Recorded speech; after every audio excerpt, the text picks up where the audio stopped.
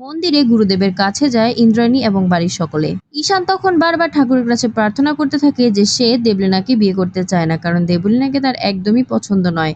এরপর ইন্দ্রাণী, ঈশান, দেবলীনা এবং দেবলীনার মা মিলে গুরুদেবের। ঈশান তখন খুশিতে আত্মহারা হয়ে যায় এবং মনে মনে ভাবতে থাকে, থ্যাংক ইউ জাদুকর, তুমি আবার আমার উপকার করলে, তুমি আসলেই জাদুকর, তোমার জাদুটা কাজে লেগে গেল, বিয়েটা ক্যান্সেল হয়ে গেল।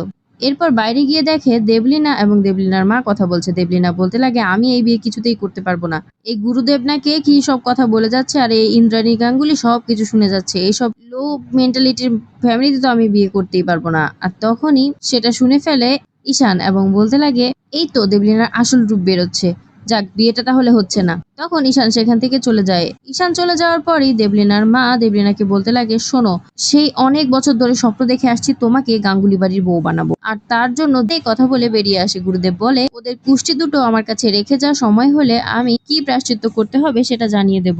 ইন্দ্রাণী তখন এসে সবাইকে বলে, ছোট্ট একটু প্রায়শ্চিত্ত করতে হবে, তাহলে সব ঠিক হয়ে যাবে। আর মায়ের কথা মতো দেবলীনা বলে, আমার আর ঈশানের সুন্দর ভবিষ্যতের জন্য যে কোনো কিছু আমি করতে রাজি আছি আন্টি। আর তখনই মাথায় আকাশ ভেঙে পড়ে ঈশানের এবং বলতে লাগে, তার মানে এই মেয়েটা এখন কি বলছে, একটু আগে তো বললো বিয়ে করবে না, এই মেয়েটাকে কিছুতেই আমি বিয়ে করতে চাই না।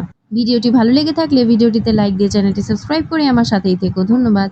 দেবলীনা ও ঈশানের বিয়েটা হওয়া সম্ভব নয় এমনটাই জানালো ঠাকুর মশাই। পুরোটা জানতে ভিডিওটি লাইক দিয়ে দেখতে থাকুন। কুসুম ধারাবাহিকের আজকের পর্বে আমরা দেখতে পাবো ঈশান এবং দেবলীনার কুষ্টি মেলানোর জন্য যা করতে হয় সবকিছু করব, যদি তোমার এই পুরো চেহারাটা পাল্টে ফেলতে হয় না, আমি তাও পাল্টে ফেলবো। আর এটা তো শুধুমাত্র একটুখানি প্রায়শ্চিত্ত, ঠাকুর মশাই যেটা বলছে সেটা শুনে প্রায়শ্চিত্তটা করে নাও বেবি। এরপর যখন তুমি ওই বাড়ির বউ হয়ে যাবে তখন সবকিছু তোমার লিটল বেবি, তুমি তারপর ওই ইন্দ্রাণীকে দিয়ে সব প্রায়শ্চিত্ত করিয়ে নিও, ঠিক আছে? এখন মুখে স্মাইল রাখো। অন্যদিকে দেখা যায় ইন্দ্রাণী গুরুদেবের সাথে কাছে যায় কুষ্টি মেলাতে। গুরুদেব কুষ্টি মিলিয়ে বলেন যে সবই ঠিক আছে, তবে দেবলীনার কুষ্টির মধ্যে কিছু একটা সমস্যা আছে, তাই দেবলীনাকে প্রায়শ্চিত্ত করতে হবে।